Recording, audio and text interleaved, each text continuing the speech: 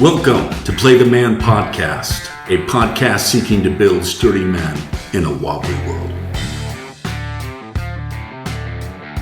Welcome back to the Play the Man Podcast, where we talk about all sorts of things about what it means to be a man, a Christian man in a fallen world. Today we're talking about my boss, our collective boss is a jerk.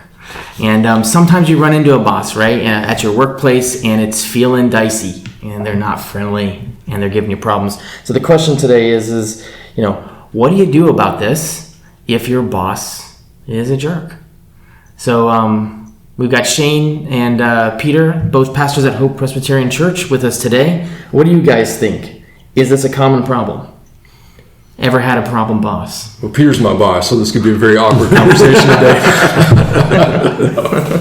Nice. I've never had a terrible boss. I don't know why we're even talking about it. Right, they don't exist. Has anyone had a... You were in the Army, right?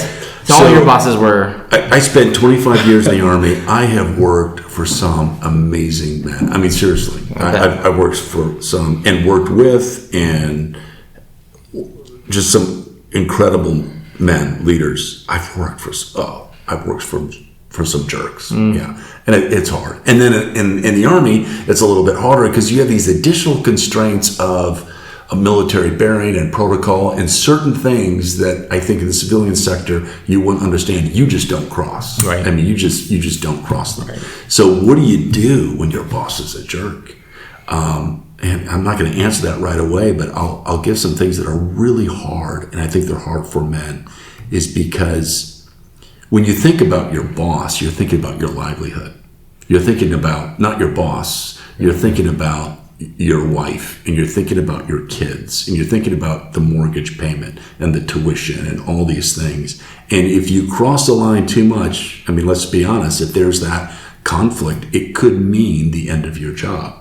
And so there is a form of compliance with your boss, right? That you have to comply with. The question is, where do you comply and where don't you comply? Now, I think what's important, and this is a learning point for me, is that there is this, I'm pretty steady and I'm pretty just easygoing and things don't ruffle me. But when I get ruffled, and I can get pretty intense and my pride gets in the way, and there can be like a 20-second period of time when I don't care and I may say something or do something, right?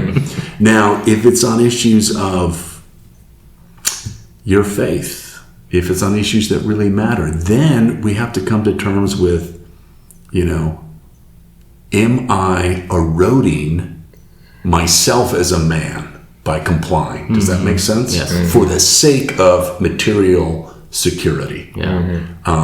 And I think what Paul says, as much as it depends on you, get along with everyone. So I haven't answered anything, but I'm going to throw the hot potato to Shane. Yeah. Oh, that's tough. Yeah. And like you, I worked for some great bosses. And I would even say, probably like in the secular world, I've had some of the best examples of leadership, best bosses, I've seen, unfortunately, have been there. Worked a lot in ministry. I've had great bosses in ministry as well. But it can be tough. And I think that's one of the hardest things, of knowing how to work under that and be, I don't know, I read a book one time, I think it's called something like Leading from the Second Chair, and it was a helpful book, but it really is difficult to know how to lead from that perspective. I don't mind leading, and I don't mind playing the support role. Mm-hmm. Like, I can be in front of the curtain, I can be behind the curtain, be happy either way.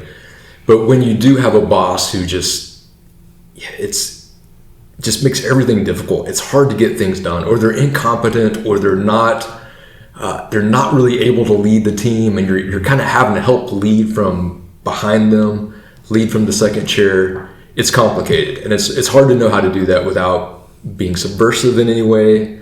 And I don't know that I have any of that figured out, but I think it's something guys face all the time. Yeah. Yeah. And I think there's something there. I had a boss. I was with the 1st Infantry Division. He was a chaplain. He was my chaplain boss. And he wasn't the most competent guy. And he was not good as a public speaker. He wasn't good at these things, but he admitted it. And he just said, hey, Pete, I need help here. Yeah. I think when we run into those bosses, those are still great bosses. my role as his deputy, and I felt this from my heart, my role is to make him succeed. Yeah. And I want him to be a hero. Yeah. Because he had humility. He didn't pretend to be anything, versus the boss who's incompetent and they're trying to convince you of their competency and everyone sees it. And then there's the third type of boss that is just a jerk. And maybe they're competent. Maybe they're really competent. Yeah. But what they're going to do is just run you over every single, so you've got all these difficulties. Yeah. And, the humble, honest, incompetent boss that happens to be in his place, man, let's all gather around him, raise him up, make him look like the hero, in all the right ways, but I think the hardest one I have with is an arrogance, a condescension, I'm right, you're wrong, I'm the only one who makes this organization or institution go, and it's my way or the highway, and you make one infraction, and you're just, and it doesn't even have to be you. It can be watching him beat up on other people, and you're just like, man, I'm like, I'm ready to go behind the shed or the tank and get busy. It is. I say this from a Christian perspective. If you're listening now and you have a boss that is a total jerk, it is probably, I would say, pause, think, pray, because you're in a sanctifying moment. You're really going to be at a point of that person's sin is going to uproot the sin within you. And I'm speaking from personal experience. Right. Your own pride, your own, it just, it makes things hard. And if Paul can tell us, even if you're a slave and you have a harsh master, you're suffering unjustly, right? To bear up, and to continue to glorify the name of Christ. I mean, certainly we're called to do that in our work situations, and we don't want to suffer for being a jerk back to our boss. We don't want to exacerbate that, and we want to be those who serve them, serve well. And know that God is using that, like you said, to sanctify us, to make us more like Christ too. And so, but I think there's times when it's time to move on, as well, if possible. If we can gain our freedom, if a slave can gain his freedom, and we can move on, maybe it's time to move on. We got to know that as well. Yeah, because if the conflict continues, it's going to go. It's like a relationship a dating relationship. It's only going to end in one of two ways: a breakup or a marriage. Right? And conflict with your boss is really serious. Conflict with your bosses, you're either going to find another job or you're going to get fired. Right. And I think for Christian men making that decision, I'm very sympathetic to. Maybe you've been in that job for 5 or 6 years. You're established. You have these chains of monetary, obligations. You can't just uproot and be unemployed. But at the same time, as a Christian man, you can't just be compliant to something that is corrosive. I think that you were categorically kind of walking these types of bosses. I think that's an important part of it too, because some folks are just incompetent and they don't realize it, or some people are malicious, right? They're going out of their way to do some things. Like there's a lot of possible scenarios. Something that I like to remind myself of, and it's a truth, and it's silly to say it, but like every boss is just as insecure as we are. Like the same insecurities I had waking up, they had that times X, because they make so much more money, or they don't, or they have so many more employees. Like whatever they woke up was worse probably, because they're already upset. They've already yelled at someone today. Like I know they didn't like the work from last week. Whatever it is, their day's worse. And so one of the things that I like to do in this conversation around like what does a witness look like to a jerk boss, and some of that is kind of meeting them in their ridiculousness and trying to find out like what it is that's making them terrible. And some people are actually truly malicious, and those people you're not going to get into conversation with, right? Because you can't build foundational trust. But my family teases me about this. I talk about I've never really had a boss because I think of all bosses as partners, and I always say that to them. Now, I wouldn't have flown the same way in the Army. I know that, right? But I wasn't in the Army. I was in the private sector, and since I've been in high school, I've always had this attitude of we're partnering because they hired me. They need me to do this, and they need me to do a darn good job here. But I also need to make sure that their needs are being served and how I go about it. And so I have this whole concept of you got to work on the relationship. Your boss comes at you with something and you're not ready for it. And you're like, I have other things to do. If you don't say, I have other things to do, you can't even start the conversation, right? Unless you say no, there's no negotiation to be had. And so, to go back to sort of this conversation on accountability, right? When you have a bad boss, your immediate response needs to be accountable to the expectation setting between you and this boss. Because if you can't get there, you can't provide your family, like you fail to provide anyways. So you may as well see if you can achieve more goals by just working out that relationship. And some bosses don't like this and won't do it. But a lot of folks, once they hear that you're on their team, you can say, hey, I can lift that off you. Don't even do that. I'll update the thing for you because I'm already doing it. It's just a pass through, and then you don't have to do it. I'll do it every morning on Thursday. Once you're starting to make your boss's job easier, their attitude towards you, because a lot of bad bosses have a combative tone, and it's because they're looking at this in the wrong way. Right. But you can I think employees can try to paint a future vision of a better boss-employee dynamic, because I'd say most of the time, at least when I run into it, these folks are just insecure. They just don't know what to do. Right. They got promoted too fast. They were the best in their unit, the best at the typing of the thing, and then they got promoted. And they're like, well, now you're the best typing at the thing, but you don't know what to tell anybody how to type it. You don't know how to do that. So then they have to see that there's gaps in their own ability to lead, and they can use help, right? They need to contextualize their own role. That they're on a journey, and management is its own skill. Leading is its own skill. Supervising its own skill. But we don't position it that way. Just like you worked hard, you got promoted. In the Army, I think there's a little obviously more structure, and people know what to expect when you get promoted. But maybe not always, and different units do it differently. And I feel like in the private sector, there's no continuity from one company to the next, and then even in the same company, one team to the next. There's none.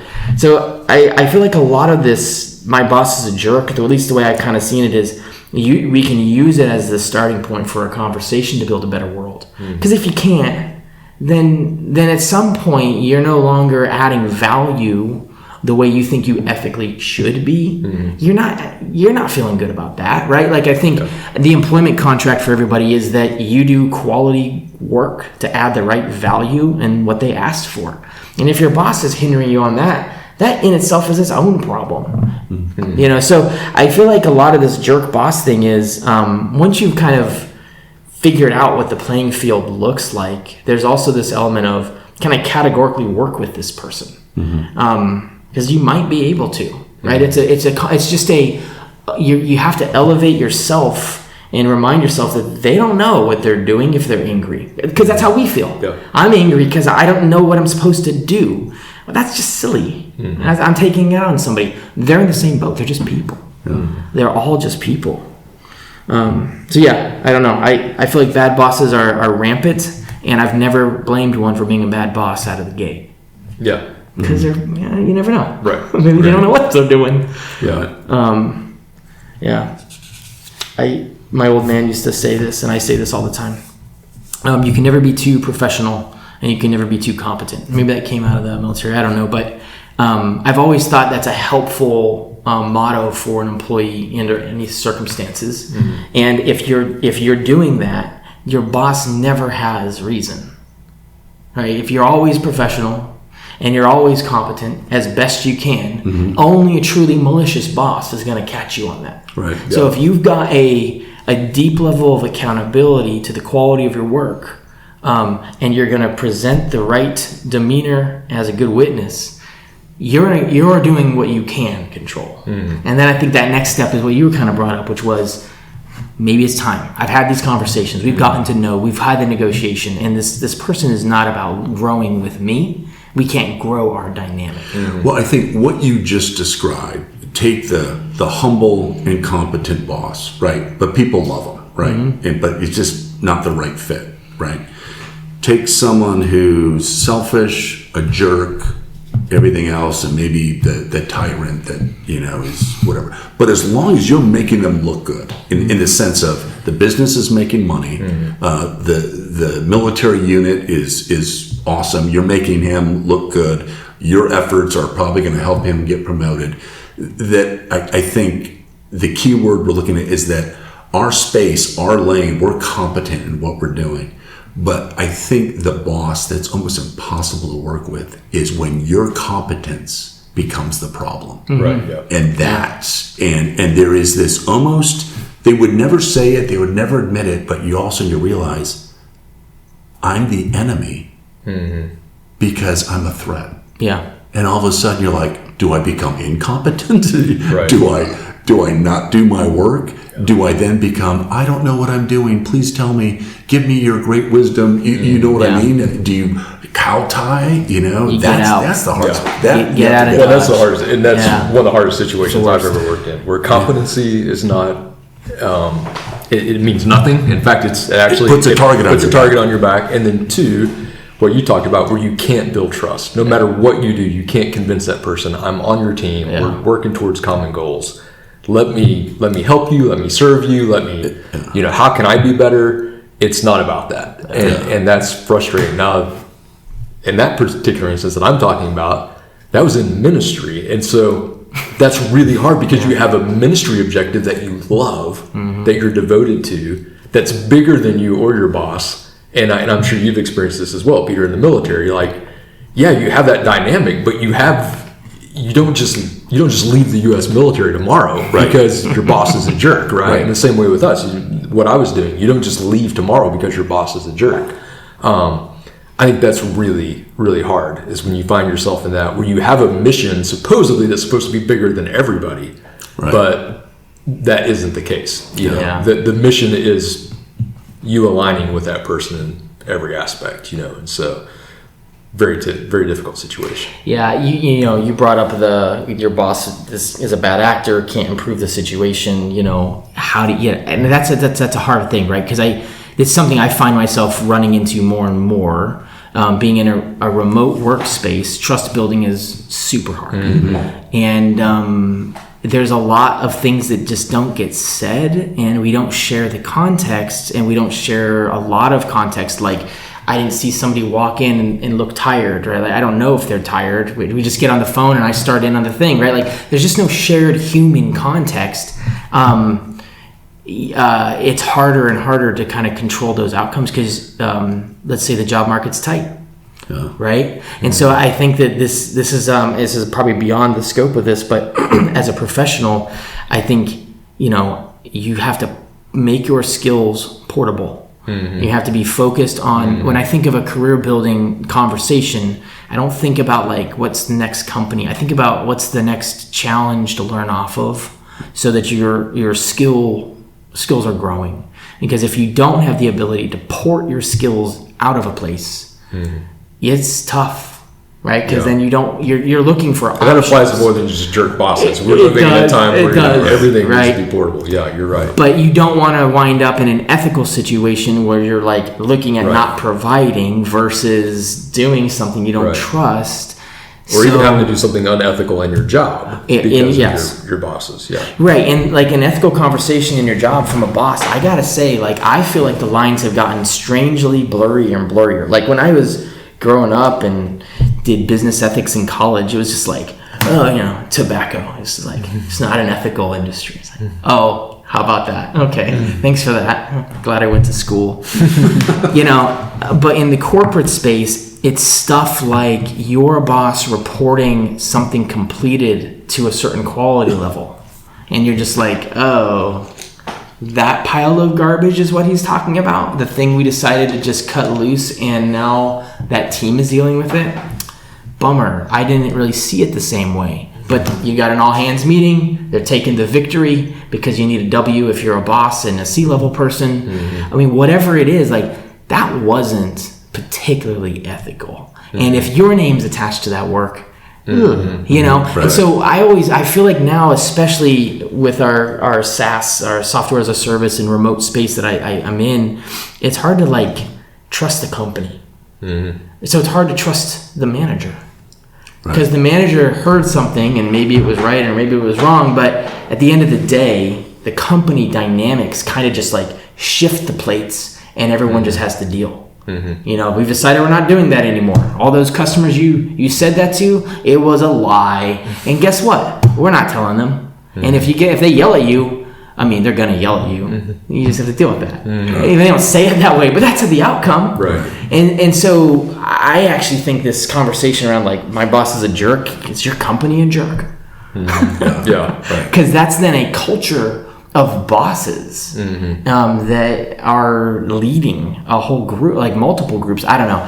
I feel like it's becoming that as much as a single person. I think you're right. I mean, I've actually seen where I think bosses who wouldn't be jerks in other companies become jerks in certain companies because the culture is already there. It's built in and baked in. Right. That if you're going to be there and you're going to be successful, you're going to be this type of person. Yeah. And they form to it. And I think that's you're touching something. Yeah. Yeah, I think working in those situations, another thing is, you know, when you think about how, I think especially the attributes of a man, how that can affect you. Like, let's say you've got that boss that, I mean, he's just a jerk. Well, you got to be careful because you take that home with you, you know. Right. And now what, are you now the boss of the home? You know, how does that affect your wife? How does that affect your kids? Yeah. How does that affect who you are in your church community? Yeah. You know, so these are factors that really need to be thought through, you know, and I'm going, sometimes you got to be strategic and say, hey, you know what, for 6 months I can stand on my head, but I'm looking for plan B. That I'm getting out. This is why guys need a commute at the end of the day. Yeah. You can't just like walk out your room, hey honey, you just got yelled at. Yeah. You need 20 minutes to decompress. Yeah. Yeah, I agree. So let's go back to the question here. My boss is a jerk. What do I do about it? What's our walk away? I think you pray to begin with. Always start there. And pray for your boss too. I mean, I think there's something, and we know this, when you pray for an enemy, when you pray for someone who's sinned against you or somebody's hurt you or treated you unjustly, like there's something in your heart that just, the next time you see that person, the way you interact with them, when you've prayed for somebody, you treat them differently. And I feel like that's always a great place to start. Yeah, I go back to what Paul said, you know, as much as it depends on you, get along with everyone. What I would do, I had a long commute for a boss that I'll say it this way, I didn't care for, right? 50-minute drive. But I would rehearse things. If this is said, what's my response? Because if I didn't rehearse, the flesh of Pete Johnson takes over, and I could cross a line I didn't want to cross a line. Yeah. And so I would rehearse these things, or rehearse certain feelings. You know, when your adrenaline starts going up, and you're just like, okay, when I'm here, what am I rehearsing? What's my response? You said something important. You're always professional. You can't lose your professionalism in any work environment, you know, no matter its genre, right? And you got to be competent. And I would say hold steady to those, but if you need an exit plan, don't be afraid to do it. Yeah. Yeah, I agree. It feels like if you've got this situation, you've got to start working on some parallel paths for plans, right? The first one is, we can do this.